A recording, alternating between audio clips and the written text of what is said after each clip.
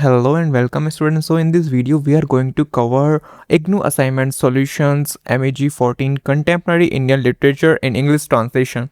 So without any further wait, let's get started with the question number 1. Question number 1 is analyze the social context that caused the birth of Kannada's novels. You can write the answer from here. The emergence of Kannada novels in the 19th century was deeply rooted in the socio-political and cultural changes brought about the colonial rule, the spread of educations, and the influence of modern ideas. The following factors contributed significantly to the birth of Kannada's novels. Number 1. Colonial influence and printing press. The British introduced printing technology, making it easier to publish and circulate books. Missionaries and scholars contributed to Kannada prose development through translation and linguistic studies. Western literary forms like the novel influenced Kannada writers to experiment with long form narratives. Number 2. Social reform movements. The 19th and early 20th centuries saw reform movements advocating women's education, abolition of caste discrimination, and modernization.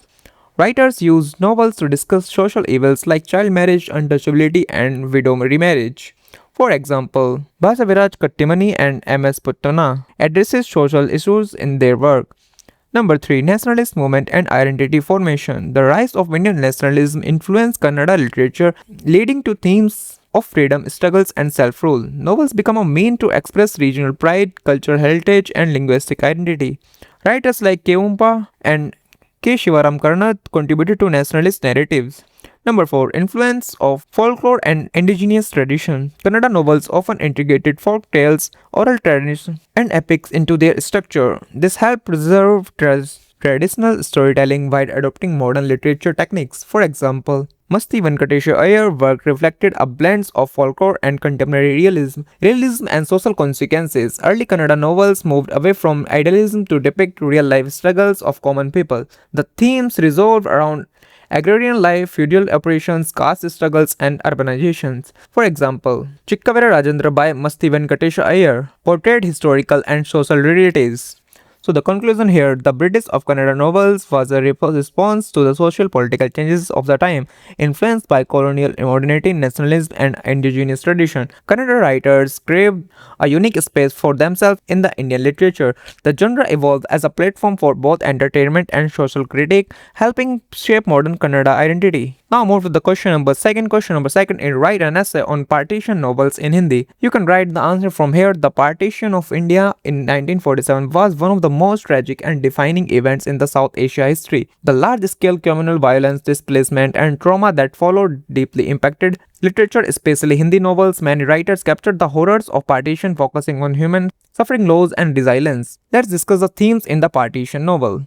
Number 1. Communal violence and trauma. Novels depict brutal communal riots between Hindus, Muslims, and Sikhs, showing how ordinary people become victims of political decisions. For example, Tamas by Bhishma Shahani portrays the violence and hatred that erupted during partition. Number 2. Displacement and migration. Many novels highlight the forced migration of millions who had to leave their ancestral homes. For example, Aadha Gaon by Rahi Mausum Raza depict the struggles of Muslims in the India after partition. Number 3. Women and partition. Women suffered immense trauma during partition, including abduction, rape, and the forced marriages. For example, Pinjar by Amrita Pritam focus on the suffering of women and their loss of identity. Number 4. Loss of identity and psychological trauma. Partition led to a crisis of identity for many who were uprooted from their homeland. For example, Jhuta Sach by Yashpal explored the emotional and psychological impact on individuals. So the conclusion here is partition novels in Hindi serves a historical records of human suffering and resilience. They remain readers of horrors of communal hatred and the need for peace and harmony. These novels continue to be relevant, reflecting of themes of identity, belonging, and the consequences of political division.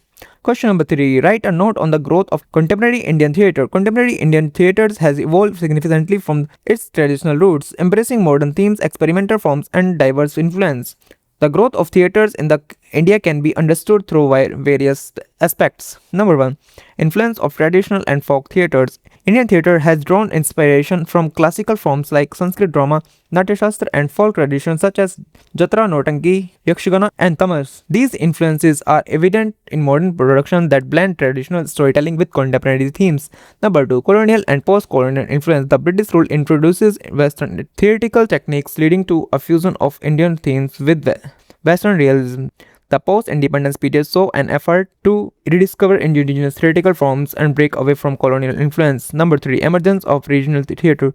Theatre in India is linguistically and culturally diverse with a strong tradition in Hindi, Bangla, Marathi, Kannada and other languages. Regional themes movements led by figures like Veer Tendulkar Marathi, Badal Sarkar Bengali, Girish Karnath Kannada, and Habib Tanwar in Hindi helped redefine Indian drama. Number 4. Experimental and political theatre. The 20th century theatre witnesses social relevant plays that addresses issues like caste, gender, politics, and inequality. Playwrights such as Safar Hasmi and Utpal Dutt used theatre as a tool for activism and awareness. The third theatre movement by Badal Sarkar promoted low-cost, non-proscenium theatre, bringing performance closer to the people.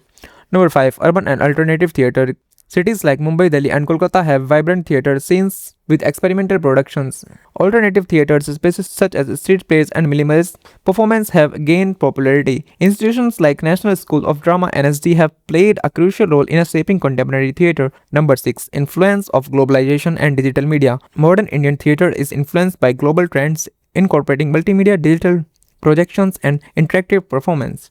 Online streaming and digital theatres have expanded audiences beyond physical venues. So the conclusion here is the growth of contemporary Indian theatres reflects a dynamic interplay of tradition and modernity. While deeply rooted in folk and classical heritage, it continues evolves by addressing contemporary social issues, experimenting with form and adapting a new media. The future of Indian theatres remains vibrant as it embraces technology, diversity, and global influences. Let's discuss the question number 4. What are the aims of Dalit writings and how well does Karukku achieve them? You can write the answer from here. Dalit literature serves as a powerful tool for social justice, giving a voice to historically oppressed communities. Its primary aims include: Number 1. Assertion of identity and self-respect. Dalit writings challenges caste-based discrimination and emphasizes Dalit identity, dignity, and self-respect. This seeks to rewrite history from the Dalit perspective, breaking free from dominant caste narratives. Number 2. Social justice and awareness. Dalit literature exposes oppressions, untouchability, and caste violence. It aims to create awareness and mobilize resistance against social injustice. Number 3. Personal and collective struggles. Dalit authors often narrate autobiographical experiences, highlight the personal impact of caste-based discrimination. These stories resonate with the large Dalit community, fostering solidarity and collective empowerment. How Karukku achieved these aims. Karukku by Bama is a landmark Dalit autobiography and embodies the goals of Dalit literature. Number 1. Assertion of identity. Bama reclaims her Dalit Christian identity, challenging both caste oppression and patriarchal norms. Number 2. Depiction of social injustice. The book reveals the discrimination faced by Dalits in the schools, churches, and society, offering raw and honest narratives. Number 3. Personal and collective struggles. Through her journey from childhood to adulthood, Bama exposes the mental, physical, and emotional struggles of Dalit life. Number 4. Call to change. Karukku is not just a personal story, it serves as a call to resist oppression, fight for dignity, and advocate for social change. Let's discuss the conclusion. Dalit literature aims to challenge oppressions, assert identity, and inspire social change. Karukku achieved these objectives by offering a bold and deeply personal account of caste discrimination, making it one of the most influential works in Dalit writing. Now let's discuss the question number 5. Salt combines stringent political comment with the sophisticated literary techniques. Let's discuss it. So you can write the answer from here. Salt is a powerful novel that intertwines political critique with literary artistry, making it a compelling work in contemporary Indian literature. The novel addresses socio-political struggles, oppression, and resistance with using refined storytelling techniques to enhance its impact. Number 1. Political contemporary in Salt. Focus on oppressions and resistance. The novel explores themes and colonial exploitation, caste oppressions, and class struggles. It highlights economic disparities and social injustice, particularly in rural India. Historical and social relevance. Salt is influenced by India's struggle for independence, particularly the Salt Satyagraha led by Mahatma Gandhi. The title itself symbolizes protest against economic and political control imposed by colonial rulers. Critique of power structures. The novel criticizes colonialism, feudalism, and systematic inequalities that continue to affect marginalized communities. It questions who control resources, how power is used to suppress the poor. Number 2. Sophisticated literary techniques in Salt. Symbolism and metaphors. Salt itself is a metaphor for subsistence, struggles, and survival. Other symbols such as hunger and donut represent deprivation and exploitation. Multi-layered narrative. The novel weaves together individual stories with larger historical and political events.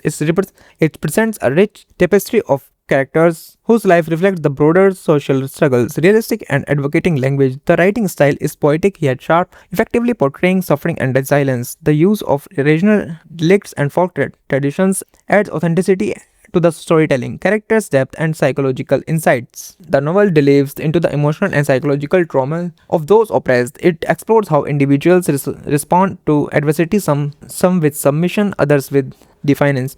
The conclusion is Salt masterfully balanced political activism and literary sophistication. Through symbolism, realism, and compelling narratives, it conveys a powerful critique of social injustice while maintaining artistic depth. The novel is a significant contributor to politically engaged literature, demonstrating how storytelling can be a tool for awareness and change. Now let's discuss the question number 6. Question number 6 is, do you think birds ends on a happy note? Give a reason in your answer. Let's discuss the answer from here. The ending of Birds is open to interpretation depending on how one views of the fate of the characters and the overall message of the story. While some aspects of the conclusion suggest hope and resilience, others reflect loss and emotional turmoil. Number 1. Hope and liberation. The protagonist experiences a sense of inner transformation by the end of the story. There is a symbolism release, as birds often represent freedom and transcendence. If the ending suggests that the protagonist finds peace or purpose, it can be seen as a happy resolution. Number 2. Emotional loss and sadness. The journey throughout the story of feeling the struggles, disappointments, and painful realizations. The protagonist may have gained understanding, but at the cost of innocence, relationships, or dreams. If the ending suggests unresolved grief or lingering suffering, it leans towards a tragic conclusion. Number 3. Symbolism of birds in the ending. Birds as a sign of escape. If the birds fly away freely, it might symbolize new beginning and hope. Birds as a sign of separation. If they disappear or remain caged, it could imply entrapment of a lack of closure. The final image of the birds can help determine whether the ending leans towards optimism and melancholy. Now the conclusion is, the ending of Birds can be seen both happy and bittersweet. While there may be elements of hope and change, the underlying themes of loss and struggles prevent it from being entirely joyful. The reader's interpretation depends on whether they focus on the freedom again or the sacrifices made. Let's discuss the question number 7. Question number 7 is, comment on the style and symbolism used in the story of The Empty Chest. There's the answer from here. The story, The Empty Chest, employs a distinctive narrative style and rich symbolism to convey a deeper meaning through its language, structure, and imagery. The story explores themes of loss, expectation, and transformation. Number 1. Narrative style. The story is written in a simple yet advocating prose, allowing readers to connect with the emotions of the characters. The use of first-person or limited third-person narration helps create intimacy, drawing the reader into the protagonist's inner world. The pacing and flow of the narrative builds suspenses and emotional depth, making the story engaging. Number 2. Symbolism of the chest. The empty chest serves as a central symbolism representing unfulfillment, desire, lost hopes, or hidden truths. It could signify material wealth, emotional, and spiritual emptiness. In some interpretations, the empty chest might reflect a void in the protagonist's life, where emotional, relational, or accidental. Number 3. Other key symbols. Objects inside or missing from the chest. If the chest was once full, emptiness could symbolize change, decay, or the passage of time. The setting, a dark, abandoned place where the chest is found, might enhance the sense of mystery of forgotten history. The act of opening the chest, this could represent self-discovery, a search of meaning, or confronting past trauma. Number 4. Emotional and psychological depth. The chest might reflect protagonist's inner conflict or emotional burden. The revelations at the end of the story, whether the chest is truly empty or holds an unexpected meaning, shapes the overall message. The conclusion here is, the story of Empty Chest masterfully combines symbolism and narrative techniques to explore profound themes. The chest serves a powerful metaphor for human desire, losses, and transformations. Through its stable and layered storytelling, the story invites readers to reflect on the meanings hidden in their own lives. The question number 8 is, discuss the compromise as an allegory. You can write the answer from here. The compromise is a powerful allegory that explores themes of conformity, societal expectations, and personal sacrifices. Through its characters, plot, and symbolism, the story reflects broader struggles within society, making it more than just a literal narrative. Number 1. Allegory and societal expectations. The story illustrates how individuals are often forced to adjust their beliefs, desires, or values To fit societal norms, the protagonist represents the common individuals who must sacrifice his personal happiness for duty or societal approval. The compromise in the story reflects a larger universal struggles faced by people in rigid societal structures. Number 2. Thematic allegory. Loss of individuality. The protagonist's choices highlight how society often suppresses personal identity and dreams. Power structures. The pressure extended on the protagonist mirror authoritarian and patriarchal systems that demand obedience. Moral dilemma. The story questions whether compromising values is a necessary for survival or a form of self-betrayal. Number 3. Symbolism elements. The act of compromise itself represents the universal human condition where individual struggles between personal desires and external demands. Key objects of setting in the story may symbolize freedom versus restrictions, hope versus resignations. The ending serves as a reflection on whether the protagonist's compromise was a necessary evil or a tragic loss of self. Number 4. Connections to real world issues. The story can be interpreted as a critique of political, cultural, and gender based oppressions. It resonates with the modern dilemmas where individuals must choose between stability and self fulfillment. So, the conclusion here is the compromise function as an allegory for the universal tension between individuals with societal constraints by presenting a deeply personal yet widely relatable conflict. By the story encourages readers to reflect on the true cost of compromise in their own lives. Let's discuss the question number 9. Discuss the thematic and poetic styles of the poem 3 and the Sage. Let's discuss this answer. The poem 3 and the Sage is a profound meditation on nature, wisdom, and the passage of the time. It employs rich symbolism, poetic device to convey deep philosophical insights. Number 1. Thematic concerns, nature and spirituality. The poem explores the relationship between the natural world's tree and the human wisdom sage. Time and transience. It reflects on the impermanence of the life, growth, and decay. The tree stands as a witness to change, endurance, and renewal. Knowledge and enlightenment. The sage symbolism, human wisdom, de-attachment, and introspection. The interaction between the tree and the sage represents a dialogue between nature, silence, wisdom, and the human contemplation. Interconnections of life. The poem emphasizes the cyclical nature of existence, showing how nature and wisdom sustain each other. Number 2. Poetic style and techniques. Imaginary. The poet uses vivid descriptions of the trees, branches, roots, and leaves to create a sense of timeless endurance. Symbolism. The tree represents stability, endurance, and silent wisdom. The sage symbolism, spiritual exploration, knowledge, and anticipation. Metaphor. The tree is often compared to a guardian of time, a silent witness to the world's change. Personification. The tree is given human-like qualities, making it an active participant in a dialogue. Rhythm and flow. The poem follows a gentle, reflective pace, mirroring the slow, meditative nature of the sage thoughts. Number 3. Philosophical undertones. The poem encourages readers to see nature as a teacher and to find wisdom in silence and observation. It raises questions about what it means to live meaningfully through stillness like the tree or contemplation like the sage. So the conclusion is Tree and the Sage beautifully blends nature, wisdom, and poetry, offering a meditation of life's journey. Its rich symbolism and reflective tones invite readers to contemplate and the deeper truth of existence. Let's discuss the question number 10. How does a late 20th and 21st century readers expect the reinvention of the myth of Sri Radha? Let's discuss the answer from here. The myth of Sri Radha, traditionally seen as the eternal lovers of the Lord Krishna, has been reinterpreted and reinvented over the years, especially in the modern literature, art, and philosophy.